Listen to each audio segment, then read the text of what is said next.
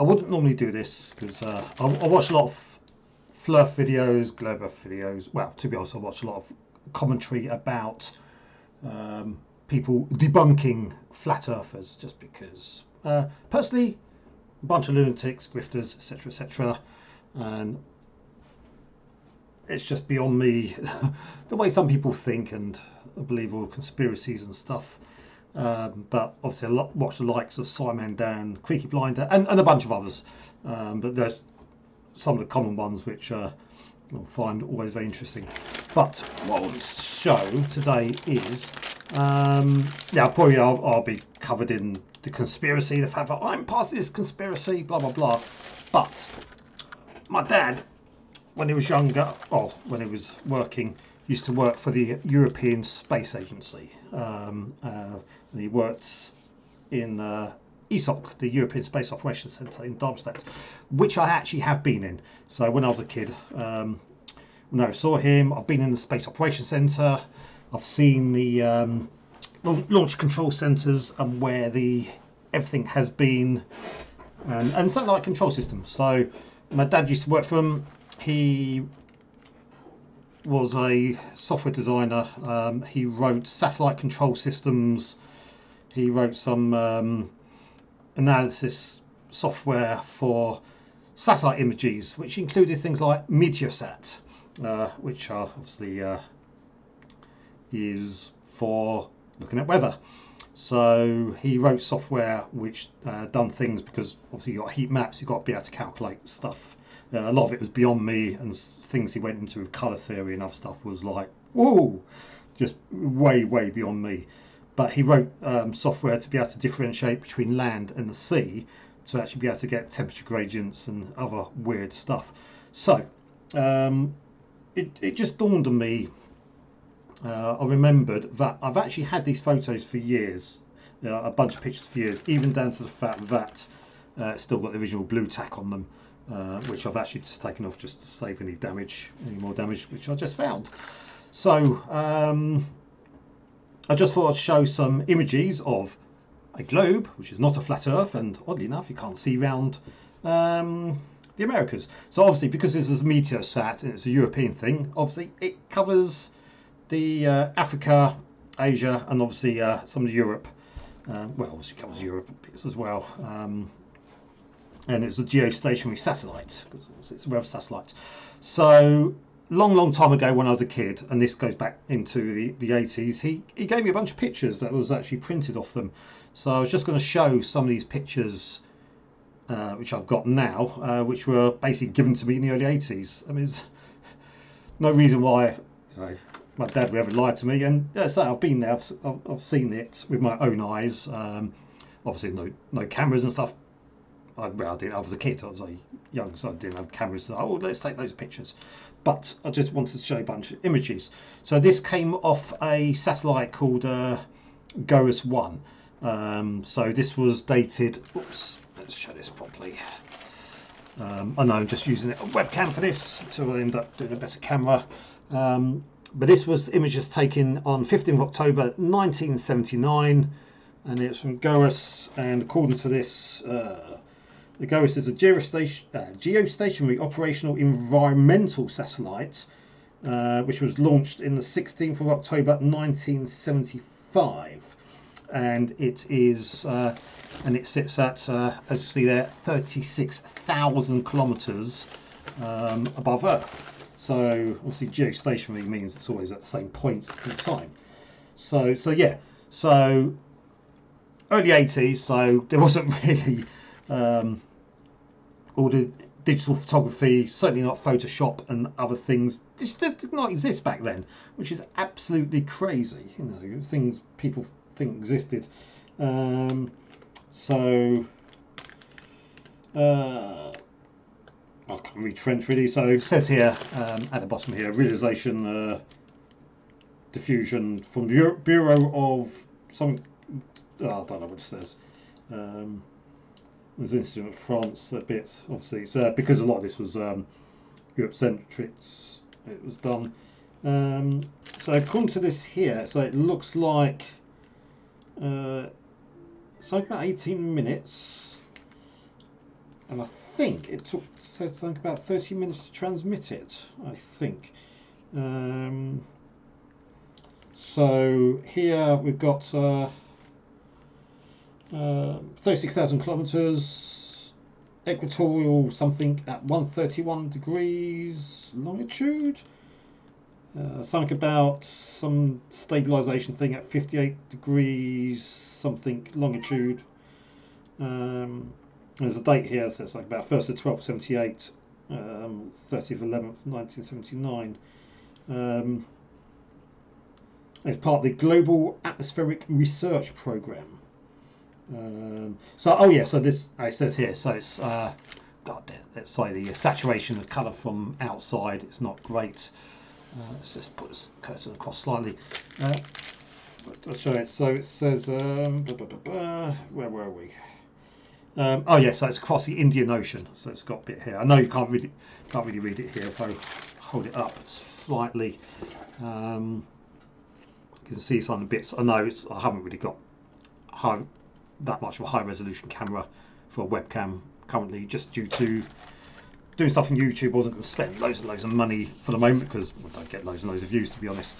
But if we step round to the pictures, what's that, 1979? So this is now picture. So this is from the This is the first image from Meteosat 2 when it was launched. So it's got here first image 28th July 1981, and it's processed at ESA. So like I said, the European Space Operations Centre, which says where Dad worked. So we've got some So we've got some gradients here, which basically just shows grayscales because it's a grayscale image. Obviously, the other satellite was goes was actually over the Indian Ocean, so it's facing in this direction. Whereas this one obviously is sitting more over the equatorial region of Africa. So obviously it's spinning with the globe at the geostationary point. And obviously you've got Europe up here, so obviously England's covered in cloud. You can probably look up the weather reports for that day in 28th July 1981, because you'll probably still be able to find that, and you should be able to find that England, a lot of England and stuff was covered in cloud, and not so much Spain or France, and then Germany's over here somewhere. So we've got cloudy bits over here. So yeah, so this was come from Meteosat 2. Go on to the next image. So this is another one from. Okay, so this one is over North America and South America, obviously, down here, and then we've got the east coast, the western part of Africa over here, which is obviously rotated around the globe. So this one, so this one comes from SMS2, the Synchronous Meteorological Satellite. Looks like this was a prototype. So it says a prototype. It says something about here about prototype system. Again, like I said, because it was out of ESA and the ESOC, a lot of the stuff was in French. Some other bits and pieces here which I don't know. Again, this is sitting at about 36,000 feet, and this was taken on 29th of July 1980. And again, I guess if you look at the weather reports from then, you can actually find out. So this is like this cyclonic region, I guess. I guess it's a cyclone over this side. So you can see that coming off the west coast of America, stuff over there. So it's yeah, and obviously the weather down here in South America. But yeah, so this was some other stuff here. Like I say, last time I really learned French too much was in was in school. So don't know too much. So this was. Says goes EST as the particular satellite that was doing this one. Step on to the next image. Back to geostationary over the equatorial area. So obviously it's over Africa, and then obviously it got got here 23rd of April 1984. This was, oh, okay. So we've got, let's go back, find it. So this is the initial raw image from 1981 from Meteosat 2. This is the one from 1984. So I'll just say it's black and white cameras. So and then it has been colorized, so it actually fits more. So again, this is a lot of software my dad wrote on how to colorize black and white images, and obviously it's certainly a known thing now because there's so many films we got now which were black and white made, but because of the way things were done, it's possible to actually colorize them. So we've got the original stuff from like 1920s 30s films and how they look in color now, because we know how to convert a black and white stuff into color. So this is obviously the same sort of thing. It's just, like I say, stuff my dad wrote. So this was from Meteosat 2. This was taken 23rd of April 1984. Again, this sits at the 36,000 kilometer bit area, which is obviously, I guess, it's far enough away to be able to get the whole of the globe in, but not too far away so it's tiny, or too close such that the cameras couldn't actually get the image on it. What else do we have?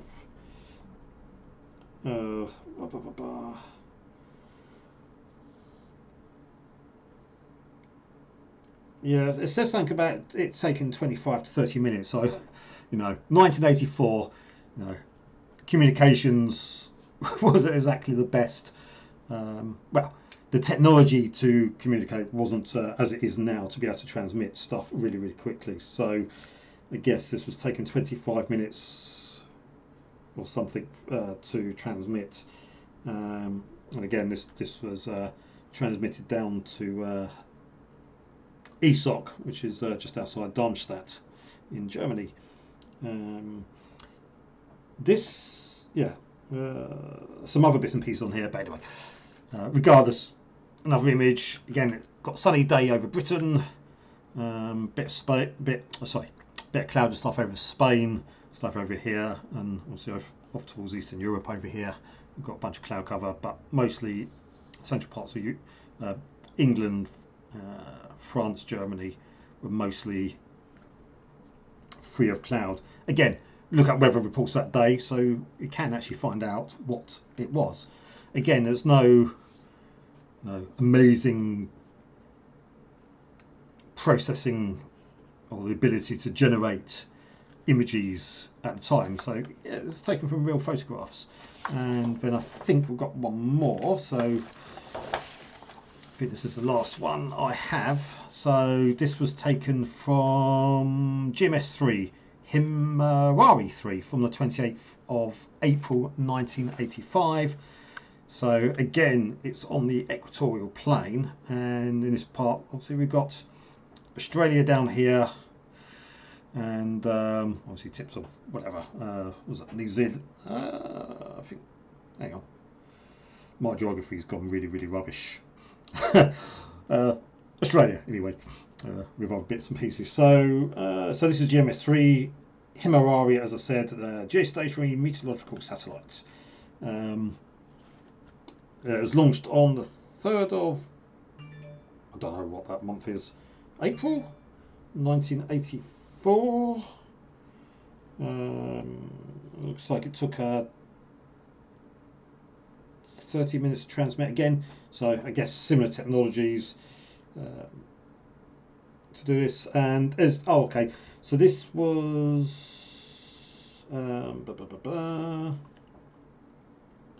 so it looks like this was partially NASA, and also the images for the Japan Meteorological Agency. So yeah, so this was quite an interesting one. So yeah, so we've got a bunch of satellites. Again, we're sitting at 36,000 kilometers, being that's for the technology time. And again, by the looks of the image here, a lot of these satellites which were built at the time are pretty much all of a very similar design, probably being tweaked and improved over periods of time. But yeah, so literally, this is the stuff I had hanging up in my house when I was a kid. Yeah, this was given to me. These pictures were given to me by my dad back in the 1980s, when I was a lot younger. So there we are, back to 1979 again. So yeah, so back to the other day. So this essentially, none of this shows or anything being flat, because you plainly see it's a globe, and even the way the images sit, where the clouds are, you can see the clouds are rotating over just because of the shape and the angles. And so if you can't see that, wow, you really are a very, very special person, but not in the way that everybody else sees you. Yep, that's pretty much it, and that's it. I'm done.